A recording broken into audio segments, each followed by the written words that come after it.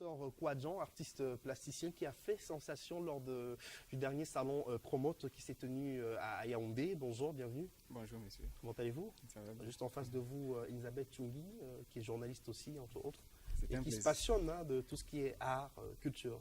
J'ai hâte de découvrir vos œuvres parce qu'on m'a dit grand bien de vous. C'est un plaisir.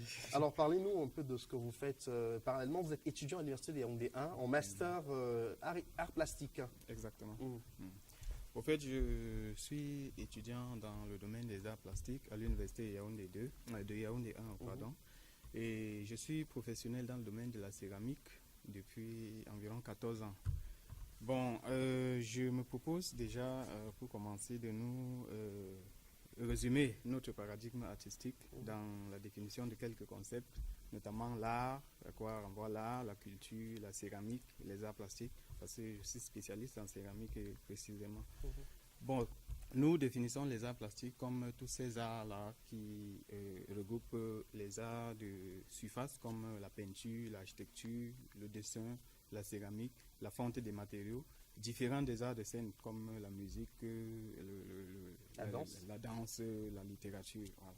Et l'art, dans sa généralité, pour nous, renvoie juste à toute activité cognitive relevant déjà de l'inconscient et allant dans le sens de la perfection. Peu importe le domaine d'activité, l'art vise la perfection et l'innovation. Et parlons justement de votre démarche artistique. On va laisser la définition des concepts. Intéressons-nous à ce que vous faites, la particularité de votre démarche artistique.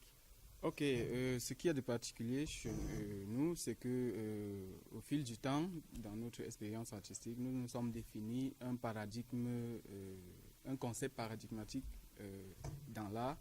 Et notre thème central, c'est la civilisation, qui peut se départager en plusieurs sous-thèmes, notamment la naissance, l'évolution, l'évolution. Pardon, je vous interromps, mais l'œuvre qu'on voit est vraiment très impressionnante parce qu'à la fois, ça évoque quelque chose de très organique, une créature en position fétale. Enfin, j'y pense parce que vous avez parlé de la naissance. Donc justement, ce paradigme de la civilisation englobe tous ces concepts, notamment tout développement, évolution, à quoi renvoient tous ces concepts.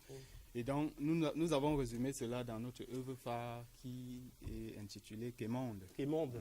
On aura des images, on a une vidéo, j'ai regardé la vidéo tout à l'heure avant de... Voilà, donc une belle vidéo de vous, c'était lors d'une exhibition à la FENAC, voilà, au monument de la réunification, en présence du ministre des Arts et de la Culture, le professeur Narcisse Molekombi, Madame Amina Touaïdjo. Je ne sais pas si on peut nous proposer cette vidéo de Nestor Kouadjan, dans le domaine des arts aussi, de la culture, ça bouge énormément au Cameroun, avec de nouveaux créateurs, Elisabeth, ça bouge beaucoup. Ça bouge beaucoup, c'est très intéressant et c'est très important de pouvoir leur donner une vitrine d'expression à la télévision notamment parce que le marché de l'art mondial aussi s'intéresse de plus en plus à l'Afrique. Donc, alors on va vous proposer cette vidéo, regardez attentivement ce qui va se passer. Regardez.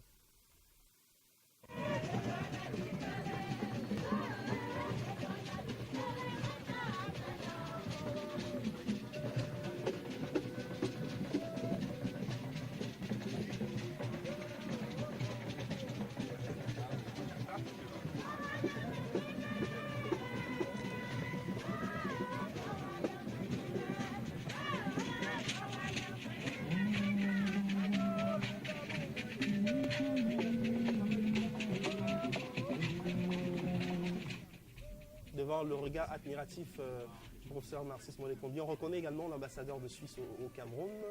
La scène de performance, comme vous le voyez, associée. Alors là, qu'est-ce que vous faites là, vous, pour se terminer? Justement, j'associe différents gestes ou rituels religieux de différentes religions du monde pour montrer un espoir de dialogue dans la mesure où nous appartenons tous à un même monde, à un même Dieu. Là, vous allez, Et là, je suis monté sur l'œuvre pour présenter un peu le paradigme. Et voilà, je sais pas, le son. Non, mais allez-y pour les commentaires, il n'y a pas de souci. Okay. c'est la rencontre des civilisations au moment où nous vivons des chocs de civilisation. Justement. Très impressionnant. Et donc, l'œuvre parle de la civilisation, comme nous l'avons dit. Nous avons essayé d'associer, parce que la mature de l'œuvre est composée de plusieurs œuvres prises isolément. D'accord. Donc, c'est un assemblage. C'est un assemblage, une installation. Vous voyez là, les images découlent de la recherche cursive que nous avons fait sur le thème civilisation.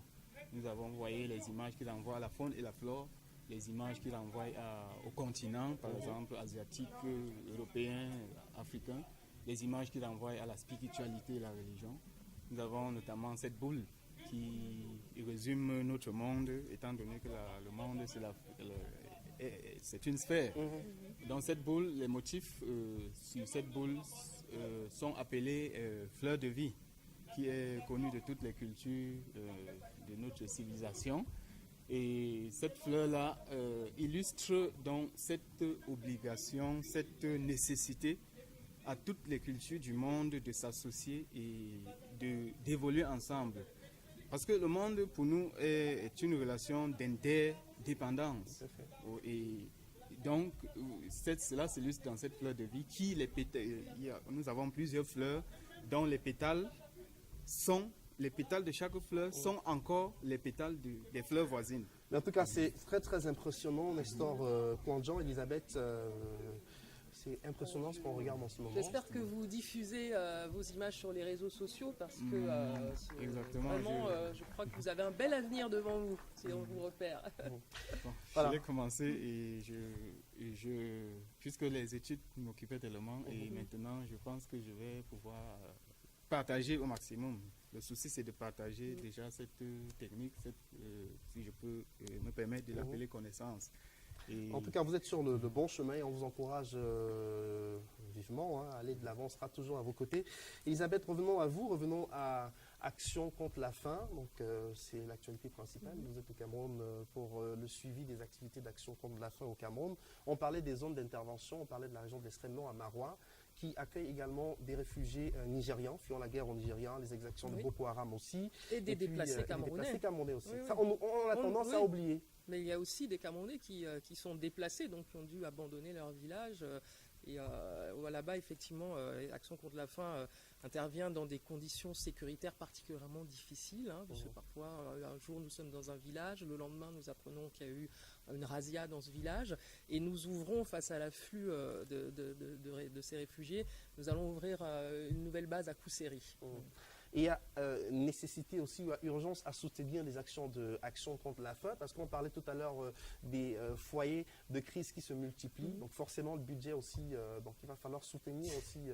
Oui, parce qu'effectivement, pour revenir à la région de l'Est, les bailleurs de fonds institutionnels se désengagent. Et qu'est-ce que ça signifie concrètement ? Ça signifie l'arrêt de programmes et donc un risque de retour à la précarité. Donc c'est très important de pouvoir travailler dans la continuité. Donc il y a les bailleurs de fonds institutionnels, mais Action contre la faim, heureusement, vit aussi grâce à ses donateurs individuels. Et là, je lance un appel aux entreprises camerounaises, aux citoyens qui peuvent se le permettre. Même symboliquement, c'est déjà beaucoup. Et pour toutes les informations, c'est un site internet, c'est www.actioncontrelafaim.org. Alors, la fin de la faim, vous y croyez en toute honnêteté, Elisabeth Chouy? Quand l'égoïsme cessera de prédominer dans ce monde, ce sera possible. C'est en tout cas l'objectif de l'ONU. Mais voilà, je pense qu'il faut réinventer un monde plus solidaire et que c'est possible et que nous en avons les moyens. Oui. Surtout que les ressources naturelles sont supérieures aux ressources humaines. Oui, mais sauf que les ressources aussi naturelles sont épuisables si l'action de l'homme sur ces ressources-là n'est pas contrôlée. D'où l'importance de projets qui s'inscrivent dans le développement durable. Et la préservation de l'environnement, comme on a vu ce projet de foyer amélioré que nous menons à Mbilé.